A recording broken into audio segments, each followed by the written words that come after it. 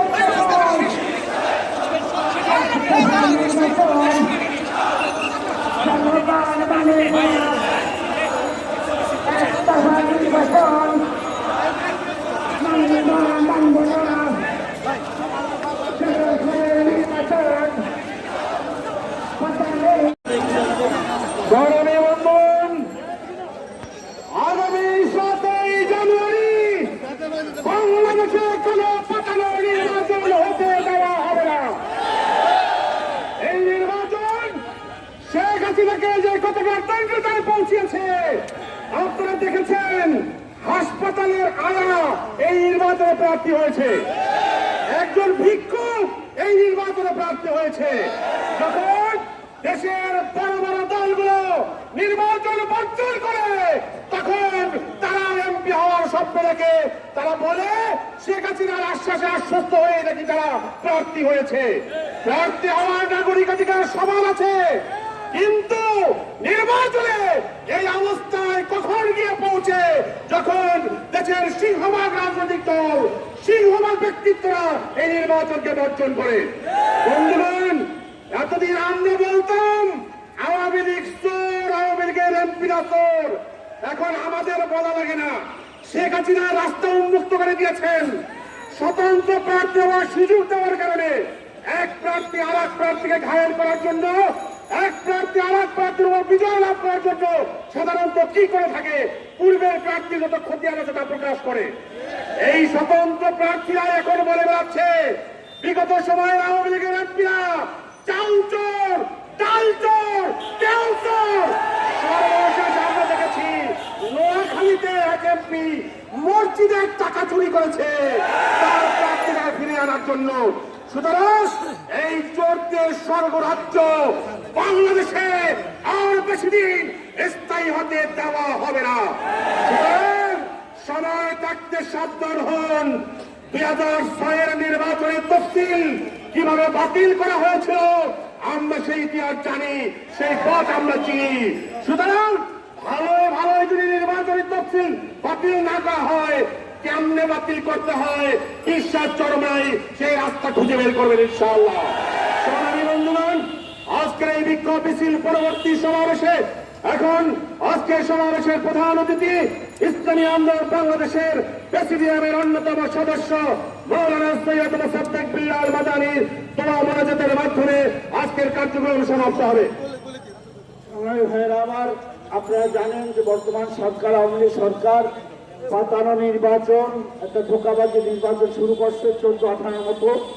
আমরা ইসলামী আন্দোলন বাংলাদেশ স্পষ্ট জানিয়ে দিচ্ছি যে এই ধোঁকাবাজি পাতানো খেলায় আমরা পা দেব না, স্পষ্ট কথা, এবং জাতিকে এখান থেকে ফিরাইতে হবে। আমরা জরিপে বিভিন্ন ধরনের জরিপে আসছে বর্তমান আওয়ামী লীগ সরকারের 10% ভোট নাই, 70-90% মানুষ এই পাতানো নির্বাচন চায় না। আওয়ামী লীগের চামচা, আওয়ামী লীগের যারা দালালি করে পাঁচাটুয়া তারা ছাড়া আর কেউ এই নির্বাচন চায় না। সেহেতু আমরা বারবার বলতেছি বর্তমান নির্বাচন কমিশন সেটাকে ভাঙতে হবে, বাতিল করতে হবে, তফসিল বাতিল করতে হবে, আবার নূতন তফসিল দিতে হবে, সবাইকে নিয়ে বিরোধী দল বিএনপি সহ সবাইকে নিয়ে আবার নির্বাচনের তফসিল ঘোষণা করতে হবে এবং জাতীয় সরকারের অধীনে নির্বাচন দিতে হবে। এটা যদি না হয়, আপনারা জানছেন যে আমেরিকা থেকে শুরু করে ইউরোপিয়ান স্যাংশন দেশে এমনকি অর্থনৈতিক কারণের উপরেও স্যাংশন আসতেছে। সেহেতু অর্থনীতি যদি ধ্বংস হয়ে যায়, মানুষ না খাইয়ে মারা যাবে এবং আমাদের কুটির উপরে যে শ্রমিক আছে, কারাদের শ্রমিক সব শেষ হয়ে যাবে, ধ্বংস হয়ে যাবে। এই সরকার কি দেশকে অর্থনৈতিকভাবে ধ্বংস করতে চায় কিনা সেইটা আমরা দেখতেছি। যদি সেইটা না চান, শেখ হাসিনাকে আমি উপসংহারে বলবো যে আপনি অনতি বিলম্বে এই পাতানো নির্বাচন ধোঁকাবাজির নির্বাচনকে বন্ধ করুন এবং জাতীয় সরকারের অধীনে নির্বাচন দেন এবং বিরোধী দলকে দিয়ে আলোচনার মাধ্যমে একটা আপনি সুষ্ঠু নির্বাচন দেন। এবং পরিশেষে আমি বলতে চাই, যাদেরকে রাজনৈতিক বন্দী বিরোধী দলের যাদেরকে আপনারা গ্রেপ্তার করেছেন, জেলে পাঠিয়েছেন, এটা সম্পূর্ণ অমানবিক, মিথ্যা। আমরা দেখতে চাই আরে বলা সহজাদেরকে জেলে গেছেন। আপনারা সবাই জানেন, সাংবাদিক বন্ধুরা, সেই ব্যারিস্টার ওমর, শাহজাহান ওমরকে তারা একই মামলায় ছেড়ে দিয়ে একদিনের ভিতরে নমিনেশন সে ফিরিয়ে আওয়ামী লীগকে আবার সাবমিট করছে। একই মামলায় আপনার বিএনপির যে মহাসচিব মির্জা ফখরুল ইসলাম সহ সবাই কিন্তু একই আসামি, তারা জামিন পায় না। ওই নৌকার টিকিট কেটে নৌকার প্রায় এসে জামিন পেয়ে গেল। ঠিক কিনা? বিচার বিভাগকে ধ্বংস করছে, আপনার শিক্ষাকে ধ্বংস করছে, আপনার খাদ্য বস্ত্র নিত্য প্রয়োজনীয় জিনিস করার বাইরে চলে গেছে। এরা কোন লজ্জায় এখনো ক্ষমতায় আছে? এদের ক্ষমতায় থাকার কোনো নৈতিকতা নাই।